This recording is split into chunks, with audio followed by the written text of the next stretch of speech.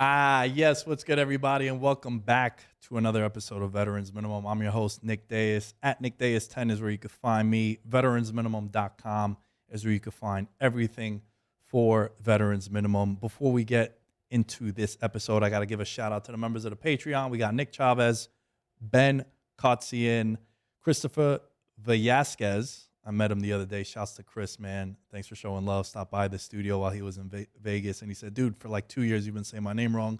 So hopefully I got it correct there. Though I do think I might have butchered that also. We'll hear from him in a little bit. Derek Platees, Devin Rendon, Jordan Riley, Mike Wozniak, Nick Crummich, and Thomas Robinson. Thank you all for your contributions to the Patreon. I'm excited for this episode. My guy is back-to-back weeks. Kenny Bets Big on Instagram. My dude, Kenny. Kenny, what's good, bro? Welcome back. Thanks, man. Thanks for having me back on the show. Excited to follow up, last week with another crazy pick like the Jets. How'd you do this week? It was a very good week. Very good week. I got to give you a round of applause because I locked in the Jets when you said it in the show last week. You're like, dude, that's a lot of points. And it goes back to one of my basic principles of betting. It's like almost blindly. That's why that Panthers game pisses me off still, Kenny, when they played the Bucks. It's like double-digit home dog in division. I'm going to take them almost by default. So I did pretty well. I went 3-1-1 in my contest. Hit a couple of anytime TD props. Finally got my pops, the OG, to put the bet in the right way. And, of course, it doesn't hit Kenny. But overall, man, it's never good enough, like I like to say. But how about you, dude? Yeah, no, definitely never good enough. I had LSU on Saturday. I had them big on the spread, but again, regretting I didn't fire on the money line. Then Sunday, we talked about it on the show last week. I loved the Jets. And even after that game, hitting the Jets, I'm like sitting there at home thinking like, damn, why didn't I bet the money line? It had so much value to it, plus 400. But it is what it is. Also, I don't know if you saw, I'm a little upset that I missed out. I guess I'm not in the know in the UFC. And there's a crazy fixing. Did you see that? Apparently, there's like a big investigation going on. Man, it's yeah, and I got to be a little careful with this because that's my guy, James Krause. He's been on the show many times. He is the coach over at Glory MMA. But it's interesting, dude, because there was a conversation with the UFC. They just put out a memo a couple weeks ago about fighters can't bet on their fights anymore because there was a little funky shit going on. And then also they wanted to get family members from betting on fights, the insider information. And there was a fight featuring Derek Minner, who was a plus 190 underdog pretty much for a couple of weeks now. And then I think about an hour before the fight, Kenny, it goes from plus 190 to plus 330. The props, the props dropped, the under dropped. And it was like, dude, that is the only time you see some shit like that go down is when you do have some sort of information. If a line moves along the lines like it did over a long period of time, that is not shady. If that makes sense. Like, Right. If there's a fight that they announce now, which they often do, like they just announced Figueiredo and Moreno, they're fighting in Brazil for the fourth time. They announced that like 2 weeks officially. That's the January pay-per-view. If over the next 8 weeks until that fight, you see the line moving, that's like, all right, man, the professionals are coming in, the public's coming in.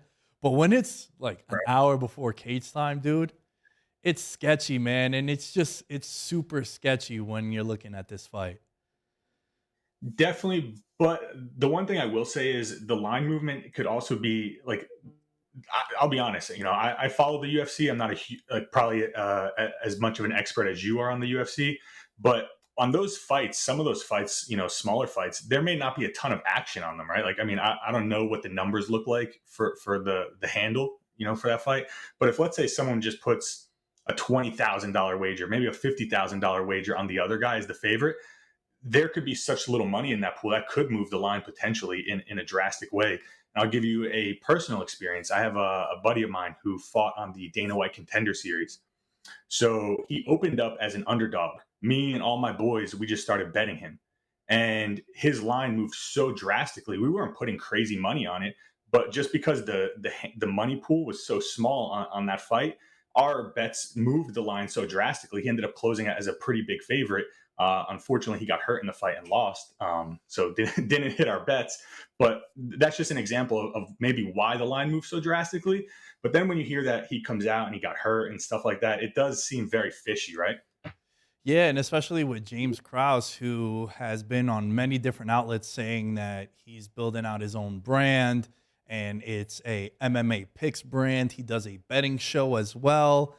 And then when you factor in that he's the head coach, and apparently it's being rumored heavily in the mean streets of Twitter from many different outlets that he alerted his Discord members too that are paying a fee to maybe look at a different direction or those bets are off. So we're not going to hear the last of this, man, because you know this being in the sports betting world, how people have always worried about these kind of things, these shenanigans, and people sort of colluding outcomes or influencing lines in a negative way like we see here. I'm sure you've heard this all the time. Like you being a professional sports bettor and just being in the sports betting industry, hasn't this always been like the integrity of the game? And I'm doing air quotes because I know we kind of disagreed on it last week, but how do you feel about that?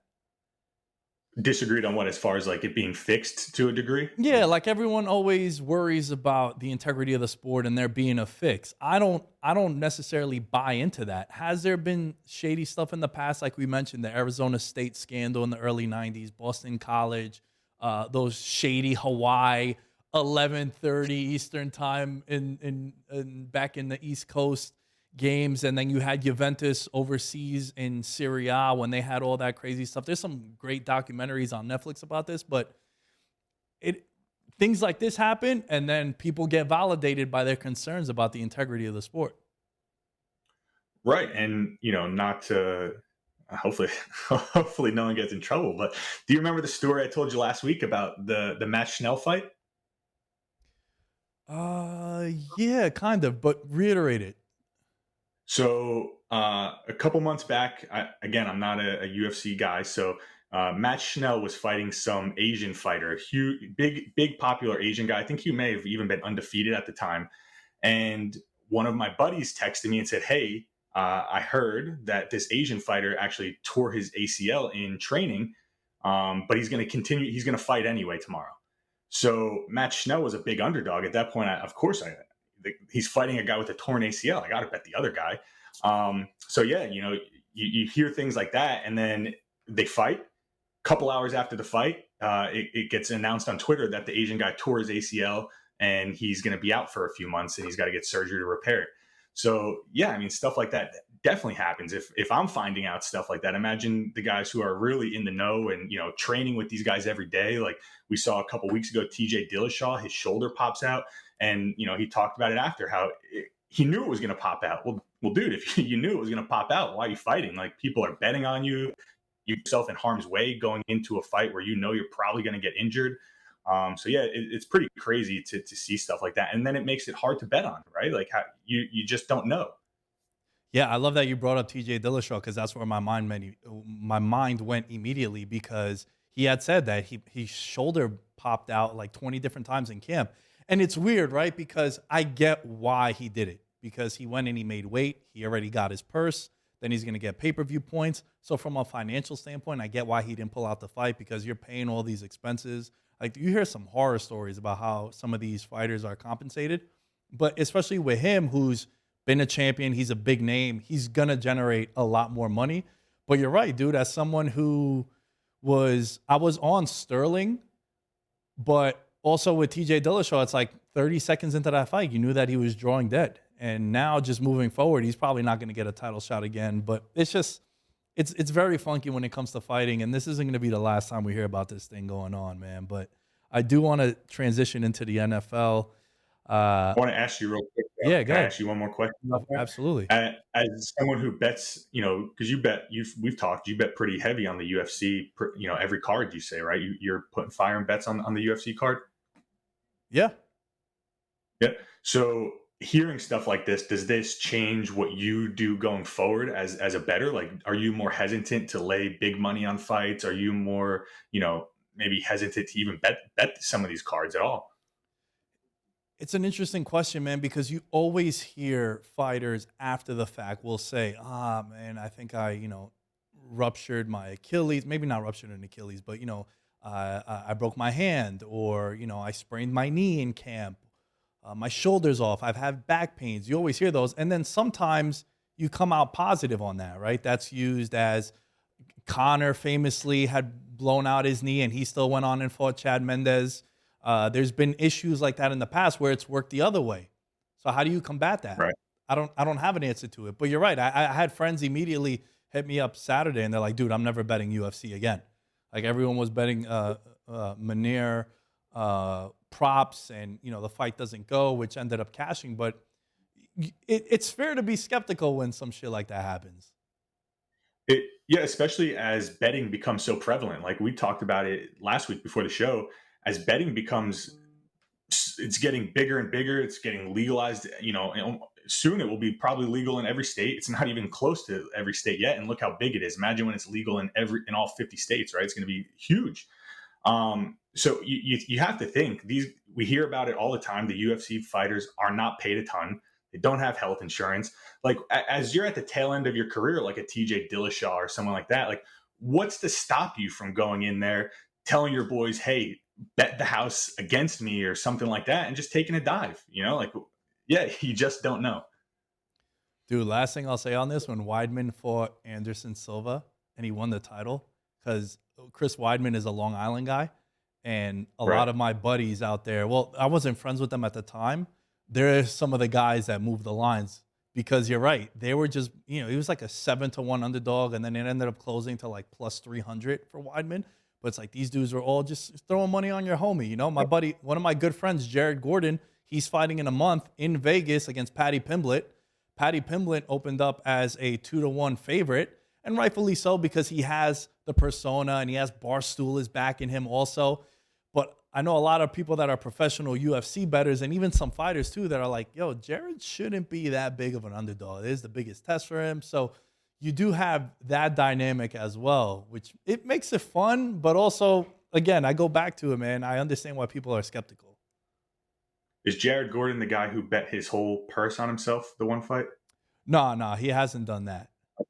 Yeah, no, he Okay. he won't do that. He's a lot smarter with his money too, and you definitely don't want to do that risk. I want to get into the NFL, dude. And one of the games that I definitely want to talk about, and it kind of ties into a little bit of a look ahead, but we both on the Cardinals this weekend, Kenny?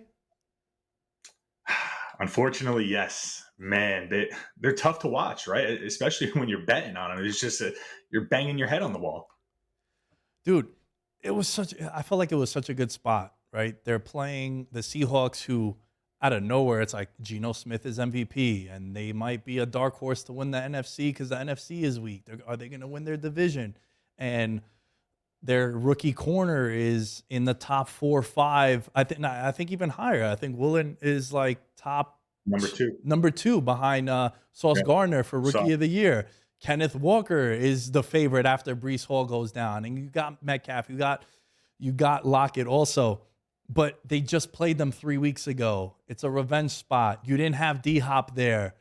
You had the public hype coming in on Seattle, where some people were like, they should be favored in this game. And I'm like, dude, this is the best spot to hammer the Cardinals. And I did. And then I ended up getting hammered, Kenny. It was not a good time watching that. yeah, looking at like the betting market, where the money was, the bets, the Cardinals were the perfect spot. You talk about the public being very high on the Seahawks, and yeah, you got a road underdog, division road underdog, public hammering them. You talked about they played a couple weeks prior, and the Cardinals were favored here. It just made all the sense to take Arizona Cardinals. And honestly, Cliff Kingsbury, it needs to be held accountable. He never will I put my money on them. I can't. After watching that game, I was saying to myself, I cannot bet on this team again. You have the first drive, DeAndre Hopkins is getting fed the ball. He hits like 2 catches for 26 yards, finishes the game with 4 catches for 34 yards. Are you kidding me? Especially after you saw what he did the previous 2 weeks coming back from suspension. Just throw the guy the ball. Like the offense became so stale in the second half. Like they had -1 yard with like 3 minutes to go in the third quarter. Just give DeAndre Hopkins the ball, throw it up to him, let him do something, because he will make it happen. Yeah, Cliff Kingsbury has to go in my opinion. I mean, dude, you're looking at it now. They're 1-9 in their last 10 home games. They're 10-19 at home versus with Kingsbury during Kingsbury's tenure. And look, Arizona Right. isn't exactly Lambeau and Arrowhead, but it's still you're playing at home, and that's an abysmal record. And also, what was the thing? I know you definitely have probably seen these being someone that takes sports betting seriously. His record September, October was always like, wow, this guy is you bet on the Cardinals early. Come November, December, you start fading them. And now they're already in the spot where you want to fade them, and they got to start coming up with these wins, or else it's going to end ugly in Arizona. Yeah, I mean, you look at the team and probably where their expectations were. I think it's already ugly for Arizona. What we're Yeah. seeing, especially yesterday. Like even I think it was a 3-point game at this point. The Cardinals had the Seahawks in like a 39, and they're dialing up an all-out blitz. Geno Smith's running untouched up the field for 30 yards. I'm sitting there thinking, like, what are we doing here? What kind of play call is that? They got beat the whole game by the same play, the little tight end leaking out in the flats. How do you know adjustments to stop that? Like, it's not hard. You know, I'm sure you play Madden. Like, we know what adjustments to make to stop those things. Like, you're telling me the Cardinals coaching staff doesn't know how to stop that? Like, come on. I mean, it seems like they don't, right? And then as you're looking at this game right here coming up for them, a little look ahead, this is the worst spot for Arizona to be in. 1-10 is Kingsbury against McVay and the Rams. Yeah. And this is, to use the wrestling term, I always like, it's around the time of the year where it's like, yo, this is a loser leaves town match.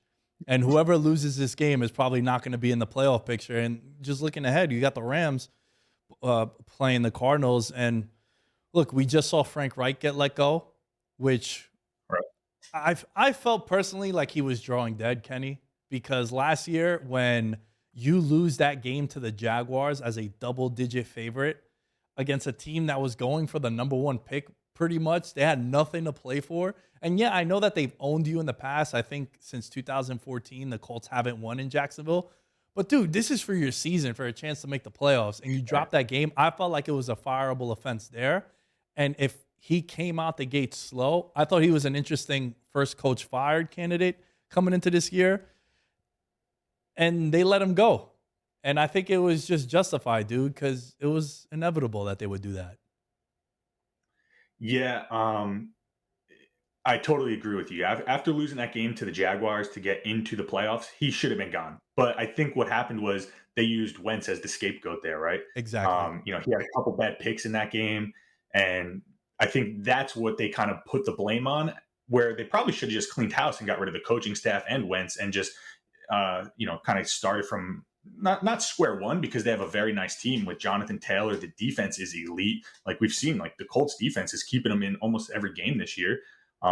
Aside from yesterday, they got smoked by the Patriots, but we kind of figured that would happen. Bill Belichick always dominates, young quarterbacks. So, you talk about a down year for the Patriots, but still Bill Belichick's defense is going to cause havoc for those young quarterbacks that haven't seen it, don't know what to expect. And we saw it yesterday play out with when they beat down the Colts. But yeah, that leads to one of my favorite things this week. I love the Colts this week. Talked about it last week when I said I love the Jets. I absolutely love the Colts this week. The Colts are playing the Raiders, right? Raiders, yep. The line's up to 6.5 right now. I'm hoping it goes to 7.5. I love teams when they're coming off a big blowout. So we just saw them lose by, I think what they lose by like 23 points, something like that, to the Patriots. So love riding teams coming off where they got blown out the week prior, just because we see it, every week. It's any given Sunday. Things change week to week, but the perceived notion is, oh wow, the Colts just got smoked. They're probably going to get smoked again. The Colts just fired their coach. They're in shambles right now. Fade the Colts. But actually, it's a very good betting angle is when teams fire their coach the following week, they actually usually rise to the occasion and play pretty well. That's one of the angles I like to ride when they fire a coach. I think we saw it this year with the Panthers, right? Yeah, and also last year when Bisaccia came in for the Raiders, they kind of went on a little bit of a win streak too. Yeah, it's interesting, man. Anytime you let go of a coach, I do think you see it a lot more in the NBA too. Like I'll never forget that year that the Nets fired one of their coaches and like Lawrence Frank. is like way like the mid 2000s. He ended up winning like Yeah. 14 straight games in a row, and then all of a sudden he goes from interim to the head coach. But you see it in the NFL also. The last 33 teams that fired their head coach in the regular season since 2003, they are 15 and 18 straight up. However, they are 18 and 15 against the spread. So I do think that this is going to be something where they might get up for this game, because it's also like your season is on the line, right? You drop this game, then after that, you're looking at some of the contracts too. If you're the Colts, I know Chris Ballard is on the hot seat as well, also. But I don't want to talk about the Colts anymore, man. This is a team that we're not going to All be right. Yeah. seeing moving forward. I do again, and I mentioned it before. I do got to give you some props, dude, with that Jets call, and I'm going to tie two things into it. One, I have a question for you. As someone that takes this sports betting stuff really serious, how often do you make bets like Monday or Tuesday? Or are you someone that makes your bets on Sunday? Like when is it that you're saying to yourself, you know what, I got to come in on this game? Because you mentioned them as a 14-point underdog when we were doing the show last week. And you were like, yo, are you crazy? How are you not taking that? Like, that's a layup. And then you text me in the middle of the week. You're like, fuck, dude, it's minus 11.5. Still would have covered. Right. But when do you go into betting on a certain game? So there's a couple things that factor into it. One, what is how strongly do I feel in the game? Obviously, right? Like if I know no matter what, I'm going to bet this, I'll take it early in the week if I think that's the best line that I'm going to get. But let's say there's maybe like an injury story going on or something like that. And I think maybe, I kind of want to wait and see how it plays out. Like trying to think of a good example, a real life example to give you, but nothing's coming to the top of my head. But yeah, there's a lot of factors that go in. Obviously the injury situation. What's that like for either team, right? Like let's say I'll use the Jets. Maybe Zach Wilson was up in the air. Is he going to play? That would probably make me lean towards waiting and seeing how that plays out, because if they announced him out, I probably would have got a better line, right? Yeah, that totally makes sense. With Zach Wilson, though, like, would it even matter if he was out, dude? No, but that was a bad example. I was just trying to give you an example of like how it could change, like, and what would make me say I'm going to fire right now or I'm going to wait. Earlier in the season when the Ravens played the Bills, that line opened up at 3.5. I knew no matter what I was betting the Ravens in that spot. So I said, hey, 3.5. I'm above that key number 3 here. I'm going to jump on it right now. Took it at 3.5.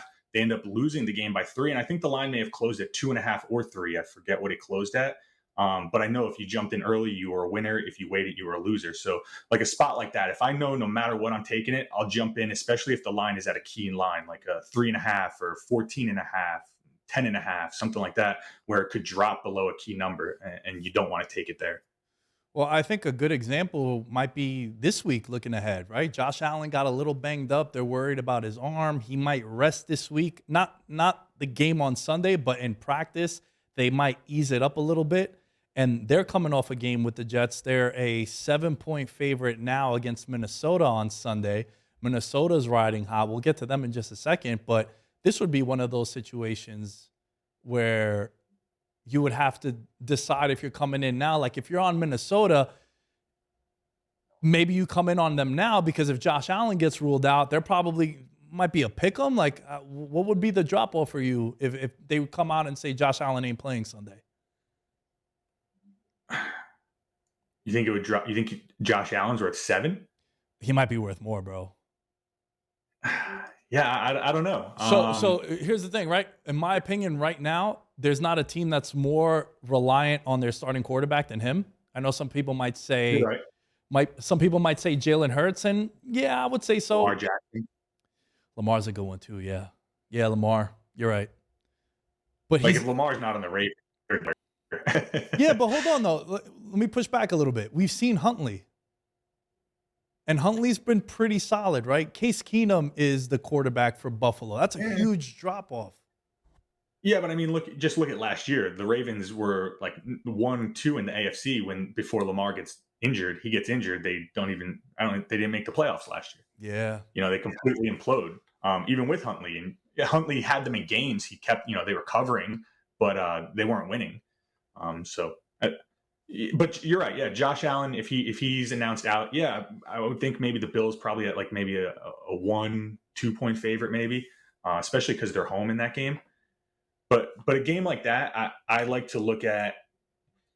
I would wait on a game because that's such a high profile game that I think fading the public in that spot, like really seeing where the money is, where's the action in that game, that really matters a lot in those situations. Like just look at this past weekend in the college game where you had Tennessee playing Georgia, the number one team on the road getting 10. So all the bets, like, I saw a couple guys who run some sports books out in Vegas tweet out like this is maybe it's definitely the biggest liability for us on the week, but it might be the biggest liability for them on the season as far as how bad they needed Georgia because there was just so much action coming in on Tennessee. And, look what happens. Georgia steamrolls Tennessee. So I think that's a similar spot where, like, let's say everyone, because you talked about the Vikings are coming in hot too, right? They're a one-loss team. They just pulled out a big comeback victory over the Commanders yesterday on Sunday. So if everyone is hammering, I don't see it happening because the Bills are such a public team. But let's say everyone is betting the Vikings there as a road dog. I'm unloading on Josh Allen and the Bills at home there. You also got some Case Keenum revenge. I'm a sucker for revenge games, bro. They Yeah. did Case Keenum kind of dirty, right? Like he takes them to the NFC title game and then they just let him go, bring in Kirk Cousins. And yeah, some people at the time were saying, is it really an upgrade? I felt like it was an upgrade. Kirk Cousins gets a lot of heat, and rightfully so, because there are many circumstances in the past where he just doesn't deliver in a big spot. And it kind of segues into one of the conversations I definitely wanted to have with you. Buffalo, Kansas City, top 2 in the AFC. And then you got Philly and Minnesota, top 2 in the NFC. Excluding Philly because they're undefeated. And also, I personally can't find any holes in their team as long as everyone's healthy. And right now, they're the least injured team in the NFL per a lot of like these Football Outsider charts that rank how many games your starters miss. Philly is like number 1 by a long shot. Dude, is it fair to say that all 3 of these teams, Kansas City, Buffalo, and Minnesota, they got some fatal flaws, bro? And I feel like I saw them come out in week 9. Yeah, I mean, I think I even may have talked about it last week. Like, how often do we see a team really run through the season just flawlessly? And obviously the Patriots a couple of years ago when they were almost undefeated, but it's not often you see a team start out from start to finish and just dominate all the way through.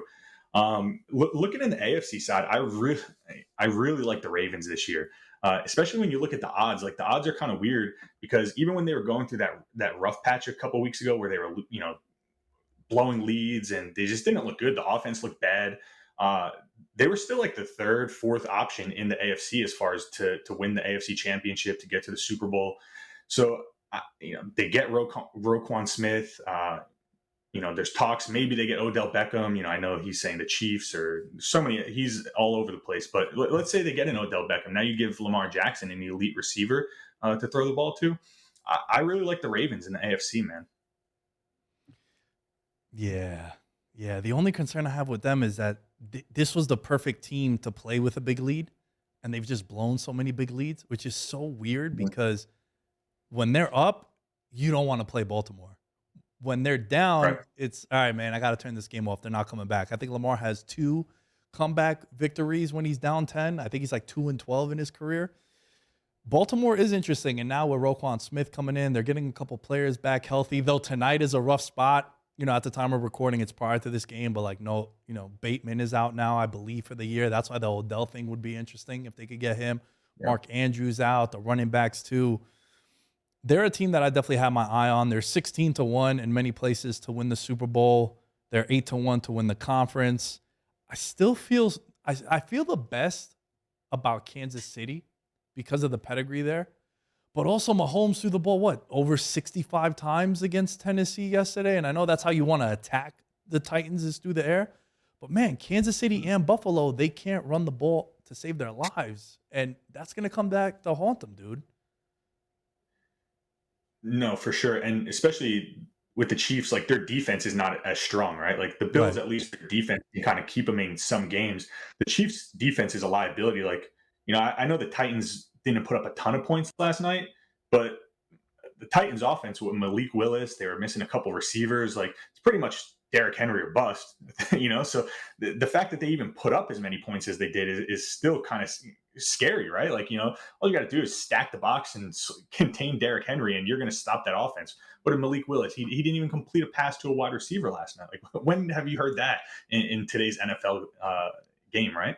Insane. I think Kansas City converted 29 first downs, and they got 29 first downs, and Tennessee got 9 first downs, and the game went into overtime with like 2 minutes left. That's when the Chiefs locked that game in. Dude, right now, best coach in the NFL, Mike Vrabel. Prisoner of the moment, but yeah, Mike Vrabel is. You even look what he did last year. Dude, prisoner of the moment, or is this a guy who has just completely overachieved with what he's been dealt in Tennessee? They've made the playoffs, I believe, every year that he's been down there. It's basically, like you said, Derrick Henry or bust. Last year, what he did last year, their team decimated by injuries with the wide receivers, and this dude just continues to, he covers games, which is great for us as bettors. He's becoming like the new like Mike Tomlin kind of, where it's like, yo, Mike Vrabel in an underdog spot, you got to take him. They were winning that game. And you're looking at the roster. Yeah, Jeffrey Simmons is dope. Bird in the secondary is dope. But Byard, I mean, wide receivers, it's Robert Woods. I'm a Robert Woods guy, but he's not starting on your fantasy team. Like, they have no weapons, and they're going into with this rookie quarterback. And it's like, dude, Mike Vrabel, all things considered, I know I tweeted this out, how we're prisoners of the moment, like you said. But also, it's such a ring-dominant conversation. Like, oh, you got to have a ring, right? Like, Andy Reid was the best coach for 2 decades, but he didn't win a Super Bowl. And now it's like, all right, he got his ring. I feel like Mike Vrabel might be the best coach in the league, dude. If you could get him like a real quarterback and like a real like offense, what he's been doing, come on, man. I mean, again, I may be biased. I'm a Pats fan, but you can't say anyone is better than Bill Belichick, right? I mean, it's just disrespectful. Hey, it's the same coaching tree, right? He's a Belichick disciple. No, yeah, and you're absolutely right though. He is constantly overachieving. Like, even last year when Derrick Henry went down, everyone was writing the Titans off. Like, oh, they're pretty much done. No Derrick Henry, how are they going to score? Yeah, and I was saying how last year around like week 17 he was 8-1 to win Coach of the Year, and they were the 1 seed. I was like, dude, there's no way it's not going to be him. Like, I don't want to hear about anyone else. No first year coach, none of that. He had no Julio, he had no AJ Brown, no Derrick Henry for the majority, all 3 of them at the same time, and they were just winning these games, and you just couldn't understand it. So I feel like Vrabel is definitely a guy that deserves his flowers, man, and I think he's definitely a top 5 coach in the league right now. Number 1 might be a stretch. You're right. I might be prisoner in the moment. They covered yesterday, but man, you got to show this guy some love with what he's doing.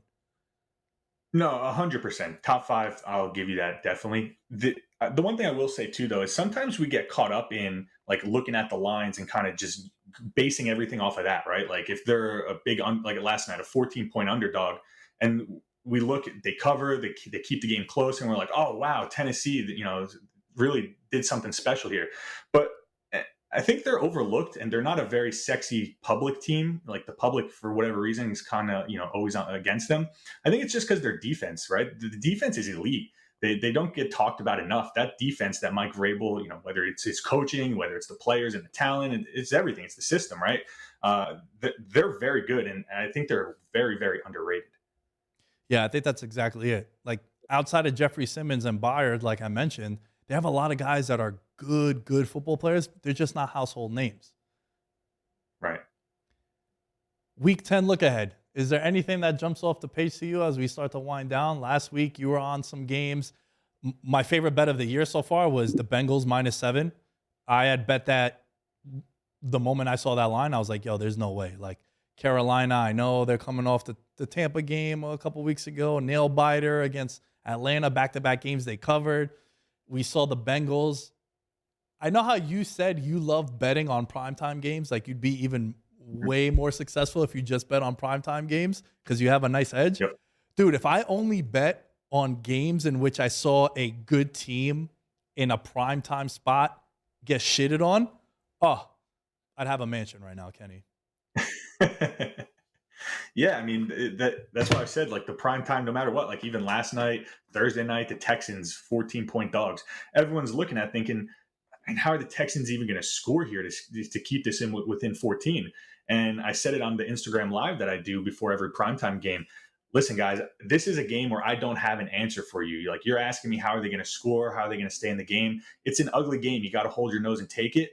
But Vegas knows that line is like, the Eagles should have been a way bigger favorite there. You know, the public pounding the Eagles. All you heard all week is the Eagles first half. It's one of the best bets you can make. And, you know, the Texans come out and they cover the first half. They cover the game. They were right into the end there. So, yeah, I just think in those primetime spots, like I said last week, you just have a much bigger edge if you have the information, access to the information. Can I give you one that stands out to me for week 10? Well, go ahead. Packers catching 5 points at home, man. I get it. Coming off the loss to the Lions, I understand, like, everyone's probably like, this is the low for the Packers, right? Like, this is probably where the buy time probably is. But I don't know, man. They just look bad. Just look real bad. Like, how many times are they in first and goal yesterday? Rodgers throws a pick. He just doesn't look the same this year to me. And I know the offense is not the same. The receiver talent is not there. But still, like, we've seen Aaron Rodgers in the past with some shitty receivers, and he's still a bad man on the football field. But this year, it just looks different to me. I don't know, at least from my perspective. Listen, man, we don't need it to happen for 8 weeks, but this week. There's one game. So let's talk about this too, right? They're playing Dallas coming off a bye, right? Mm-hmm. Everybody is saying they can compete in the NFC. I've seen some people tweet out that they're still a good bet in division, potentially, because Philly, their schedule isn't that heavy, but they got to go into Dallas to play. They got to play the Giants twice, who the Giants have been able to give Jalen Hurts some issues in the past. Again, new team, new circumstances. I totally understand. But like you said, you're not going to see Philly's going to stumble somewhere because they're just not going to run the table. And then you look at Green Bay. Everyone's off Green Bay. They got some guys injured. They're at home. One last stand for the OG, like you said, catching points at home. When are we going to get that again with Aaron Rodgers, dude? I think it's the perfect storm to take the Packers this week. I'm gonna sit that one out. I'll let you go in on that one alone. Especially the Cowboys, man. The Cowboys offense is still pretty good. Coming off the bye week, like you said, just a tough spot. There's some other games I think you have a better edge on. Like, I love the Panthers this week at home, especially the way they lost that game a couple weeks ago, where you had DJ Moore make that crazy catch, and then we talked about it last week. Take the helmet off, how quick he went from hero to zero, and then quick turnaround. They're playing him again, very similar to that Cardinals spot we talked about earlier. So I like the Panthers a lot this week. I think the Bucks. I love the Buccaneers this week playing the Seahawks. We talked about it before. The Seahawks very overvalued right now by public and square bettors. This is a perfect spot to take the Buccaneers at home as a short favorite. Right now, you can get it under a field goal. So I would definitely jump on that before that ticks up to 3. They're not at home. They're playing. The Bucks are home. They're playing in Munich. Oh, really? It's the last international game. Yeah, because I felt the same way you did. I was ready to pull the trigger on them, -2.5 and a lot of books out here. I'm like, dude, there's no way. Like, come on. I'm about to whatever is left in all of my accounts, I'm putting it on Tampa Bay. And then I remember watching a post interview, and they're saying how they're going to be leaving to go to Germany, and how, like, the commute, right? Seattle coming from the West Coast, it's like an additional 6-hour travel to get to Munich. And then you're looking at Tampa leaving from there. And I was like, oh, my God, I wish this game was at home, bro, as opposed to them being in Munich. And, those international games are always funky, dude. You can't trust them. Yeah, they are. They're a little tougher to handicap for sure because, there's a lot more variables. You don't know how these guys are going to adjust to the time difference, new country. Maybe they're out partying, doing something different, taking in the sights. So they are harder to handicap for sure. But I still, regardless, I love that spot for Tampa. Especially under a field goal. Like, I just think perfect spot for the Bucks. I talked about it last week. I love the Buccaneers coming down towards the end of the season. I think in the NFC, they're one of the best bets you can make to make the Super Bowl. NFC super weak. The Buccaneers defense is elite. Like, the offense hasn't gotten it going yet. We saw maybe the fourth quarter yesterday is going to light a fire under them and get things going for them. But that defense is really, really good. Listen, man, 9-1 still in many places to win the NFC. It was 10-1 last week, right? I think when I gave it out. Yeah. Yeah. And look, Yeah. So listen, you want to get funky? 84-1. Ravens, Bucks, Super Bowl. It's your two squads. before the season, that was my Super Bowl pick. I thought it was a little tough because you look at the AFC. Everyone says it. The AFC is the tough part, like the Bills, the Chiefs. You got all these good teams. The Ravens do worry me a little bit to get there, especially when you talk about Lamar's struggles in the playoffs. But I really like that team. So yeah, 84-1. I don't hate that at all. What do you have in front of you? What is the Chiefs Bucks? Chiefs Bucks is 38-1. I like that too. Little rematch. Yeah, I think Mahomes would take it. If there's a rematch, I think Mahomes would take that one. I mean, you saw what happened when they went in there earlier this year. That was a good spot too that I was on also, because you just knew, man, it was the revenge spot, and also it was different circumstances. Listen, man, I agree with you. I think Tom Brady now has nothing else to play for, has no other distractions than this. Like, dude, you lost your family over this. You can't not make the playoffs and not make the run, right? Like, come on, man. This guy is fully locked in now. Like, I really think you're looking at their schedule. I got their schedule right now. So they got Seattle. Then obviously they're taking the bye week. Then they're at the Browns. I believe that's still right before Deshaun Watson comes back, or it might be when they'll face Watson. Then you got home. No, Watson game is Texans. Right. So I think it's the week after is when they play the Bucks. So they got at Browns, home Saints, at Niners, gonna be tough. Home Bengals, at Cardinals, home Panthers, at Falcons. It's a pretty favorable schedule if you ask me. Yeah, it's super light. I mean, look at the division. Their division is very weak. Coming into the season, I think they had the 10th easiest projected strength of schedule. So yeah, it's setting up perfectly for them to kind of do what they did the year they won it, where they just, they struggled to start the year. They figure things out and they just get on a roll coming into playoffs. And we see it year in, year out. You don't want the team that's hot in the beginning because they're going to fade towards the end of the season. Like it happens every single year, unless you're, Patrick Mahomes and the Chiefs or a really elite talented team that can kind of endure the whole season. But yeah, I love the Buccaneers, especially with the value that they have, 10-1, 9-1, depending where you're betting. I mean, dude, and to add to that, I also think like being healthy too, right? You saw last year the Bengals got hot. Like this time last year, no one was talking about Cincinnati as being a Super Bowl contender.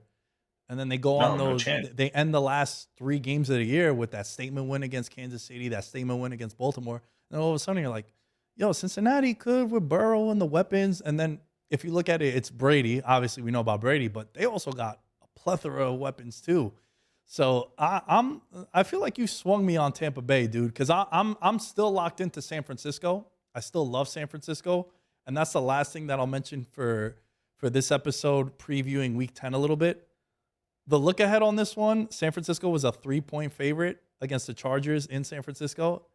Now they're a 7-point favorite. Herbert catching points is always going to be enticing to me. Yeah, and fading Shanahan as a favorite. He's one of the least profitable coaches as a favorite against the spread. So he's a little worse when he's on the road. The Niners are home in that one, right? Yeah. Yeah. So the trend fading Shanahan as a favorite is a little bit more profitable on the road, but still, I mean, Herbert, you talked about it. The only thing that worries me is I think he's just hurt, man. He just doesn't look the same. On one of the other shows I do, one of the producers is actually like friends with Justin Herbert. Like one of his friends is boys with Herbert. And he was telling me like, dude, this guy's hurt, man. Like, so yesterday I cashed in, I took Justin Herbert under longest completion props. That cash, I think it was under 37.5 yards. Didn't even get close. He had 25 was his longest completion. So you look at the last few weeks since he got hurt, man, that rib injury with no cartilage on your ribs, especially as a quarterback, having to move around back there, throw the ball, could really affect you. So that's the only thing that worries me in that spot.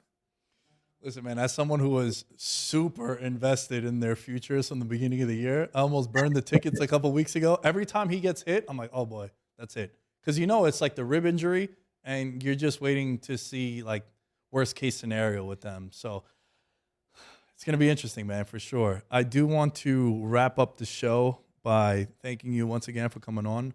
And also tell the people where they can find you, and also this little contest that you got cooking up, dude. Yeah, so you can find me Instagram, Twitter at Kenny Bets Big is my handle, and currently running. It's going to be a 4-week NFL Pick'em contest. So it's going to start this week, Sunday, week 10, and I'm going to do it where everyone that enters, you pick 5 picks every week against the spread. Whoever has the best record after 4 weeks wins $1,000. Obviously, if there's like 2 people tied or something, you got to split it, figure it out that way. But it's $9.95 to enter, so super cheap, very affordable. I want to make it as affordable as possible for everyone to get involved and have a chance to win some money. Just a way for me to kind of give back to the community and my followers for supporting me, and because without them, I wouldn't be here. That's for sure. So, Hey, man, I love it. I'm in that contest as well. I'm always excited when there's a possibility to win money, and also when it's a low amount of money to enter in order to win it. That always gets me excited.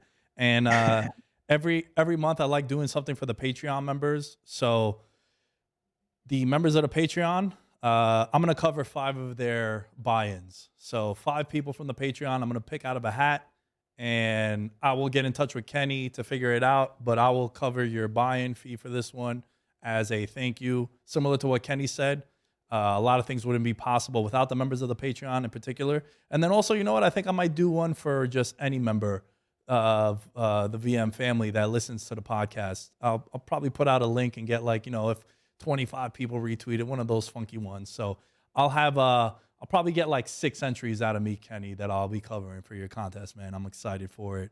And I'll have the links up, and I'm sure they could find it on your social media, like you mentioned. I'll have links to that as well. As far as I go, at NickDayis10 is where you can find me. VeteransMinimum.com is you can find everything VM, and we will catch you guys later this week with 2 episodes of the podcast. There is going to be a UFC preview for the big event this weekend that I'm super excited for, and then there'll also be the NFL preview for Week 10, and we will catch you guys next time.